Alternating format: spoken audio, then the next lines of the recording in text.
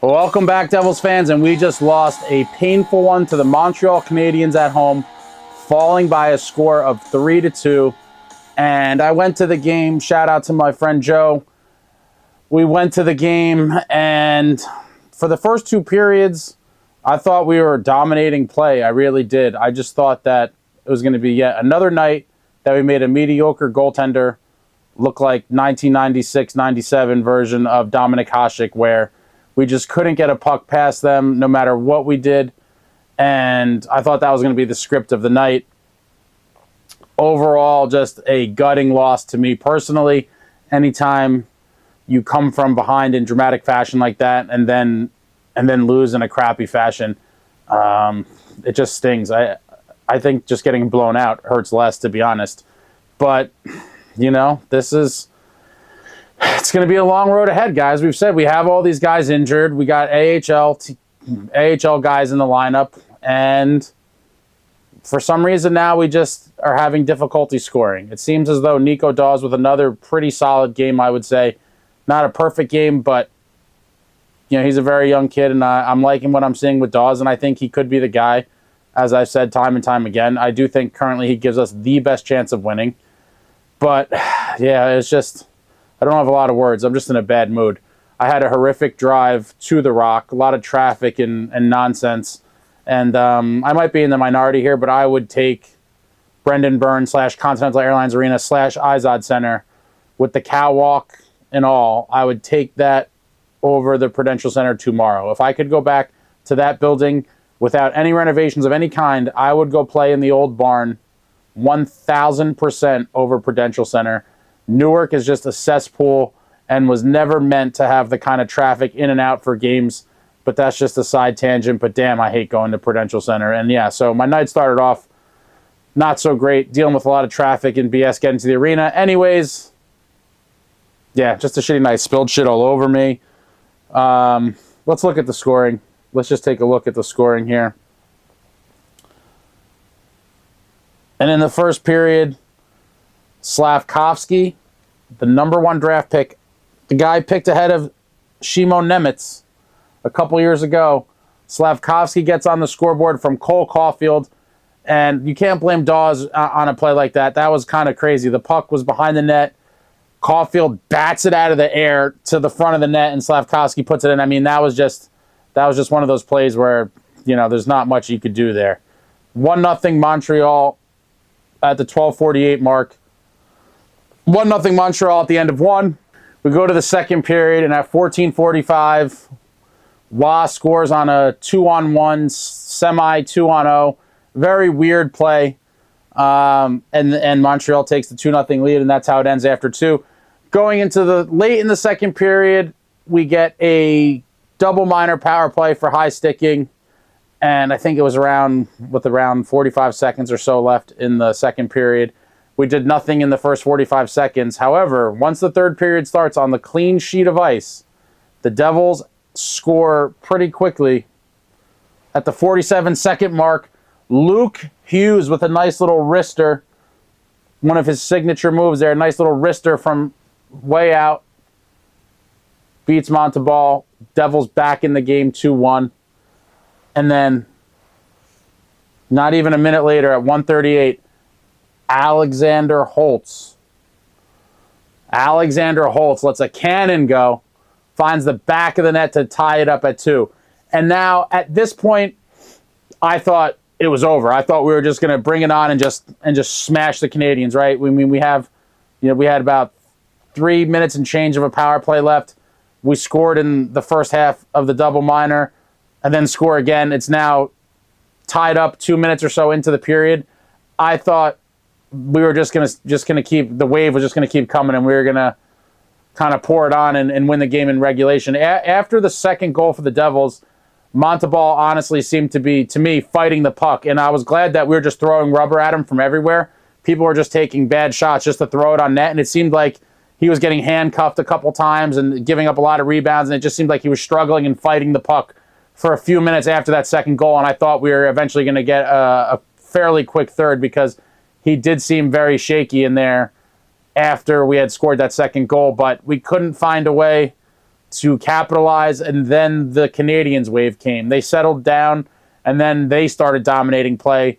The ice got tilted in their favor, and we were just getting pinned in our own end. They were cycling well, getting chances. We couldn't clear a bunch of times. Our guys were getting stuck out on long shifts and couldn't get off the ice. So it just seemed like we started to get very lackadaisical and very sloppy, and the Canadiens just kept coming in waves, and they took it to us. And eventually, they get the game-winning goal. Cole Caufield at 15:29 gives the Canadiens a 3-2 lead, and that's how the game ended. And, you know, it's a really tough loss to come back like that in exciting fashion on the power play pretty quickly into the third period, tie it up, give the fans false hope, get everyone all revved up.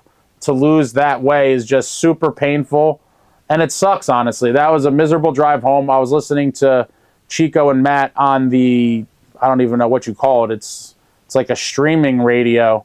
I think it's also ridiculous. I'm just going to go off on tangents tonight because I'm just really pissed off in general after the game. How are the Devils have no coverage on real radio? We are not on terrestrial radio. When I was a kid, 770, you put the dial on in the car or, you know, wherever, if you're somewhere where there's no TV, you put it on the radio and you listen. Now it's like I had to go searching all over the place to find the stream, and it's just crazy to me that a professional sports team of one of the 4 major sports leagues in America does not have local coverage on a real radio station, that you have to stream it and do all this bullshit, whatever. So I'm driving back from the Rock, listening to Matt and Chico do the post-game radio show, and by radio show I mean some sort of streaming broadcast. And Chico was pretty harsh on the boys, and Chico's kind of notoriously a homer, I would say, over the years. And tonight he just seemed to, you know, let it fly. I think he's obviously a fan as well, aside from his profession, but I think he's getting frustrated with some of these games as well. And I think it just came out tonight, and he called a bunch of guys out and was basically saying, you know, the top line guys, the guys that make all the money, that we need more from them. And that is true. You know, it was just an underwhelming performance tonight. And I'm just starting to wonder how long we could tread water without a lot of these big names in the lineup. Timo Meier returned tonight. Thought he had an okay game, nothing, you know, extravagant or whatever. He, by and large, a non-factor. He had a couple chances. But outside of that, you know, he didn't seem to have any large impact on the game.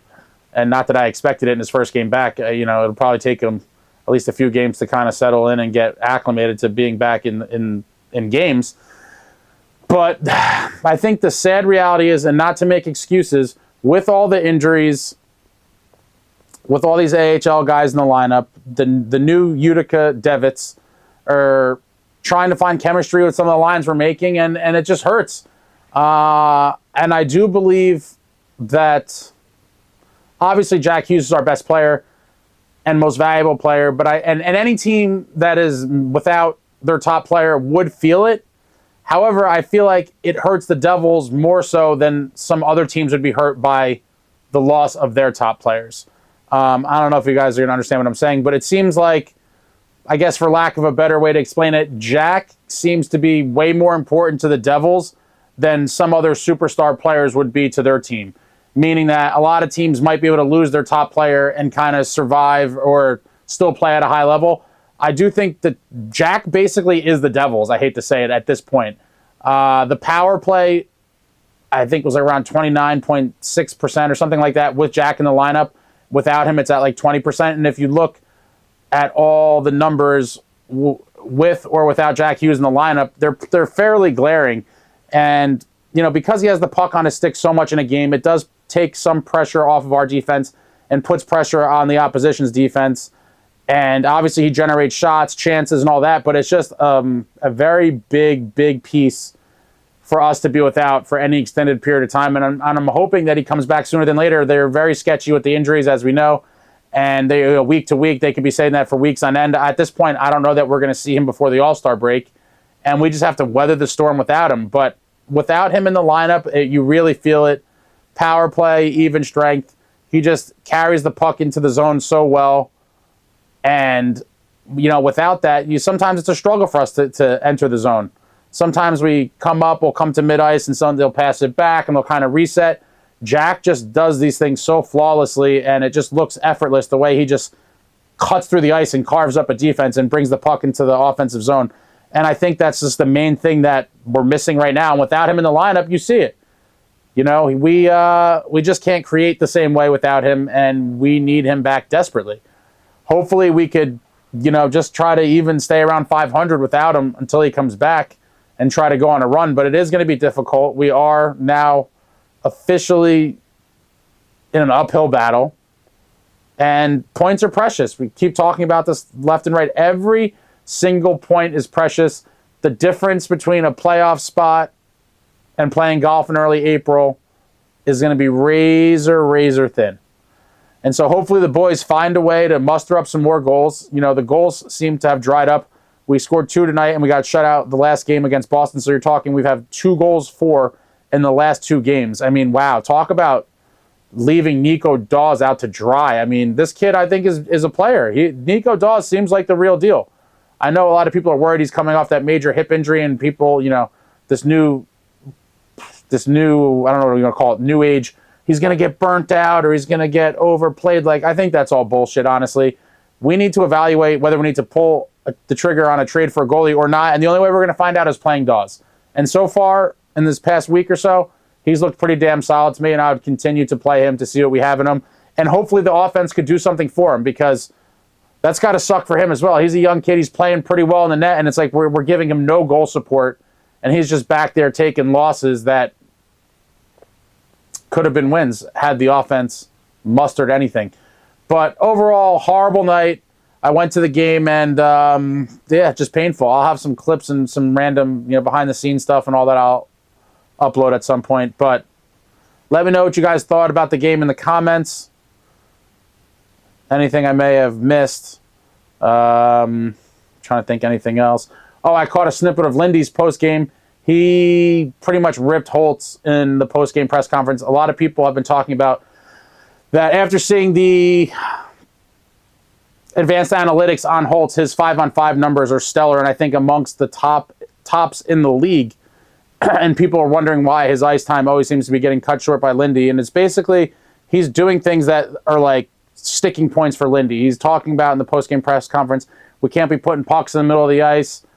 And once you kind of commit these sins, I think Lindy has no problem benching you. Even though Holtz scored the power play goal, if you do the little things that he's preaching for you not to do, I think that negates any production you do. So Holtz has been a little bit of a surprise this year. He's scoring goals, he's making plays, but he does seem to be Lindy's whipping boy on the season, I think. And Lindy kind of carved him up in the post-game press conference. I'm sure you'll find audio or video of that, but Lindy definitely pulled no punches when talking about Holtz and kind of ripped him, you know, in his post-game media availability. And he also was a little bit harsh on a few other people too. I don't know if Lindy's kind of getting fed up, but he seemed to be a little more punchy, if you will, with his words when talking about players and specific plays. He's normally a little more vague or, I don't know, calculated maybe. You know, all these guys, players and coaches alike with the media, they try to navigate and kind of walk a fine line.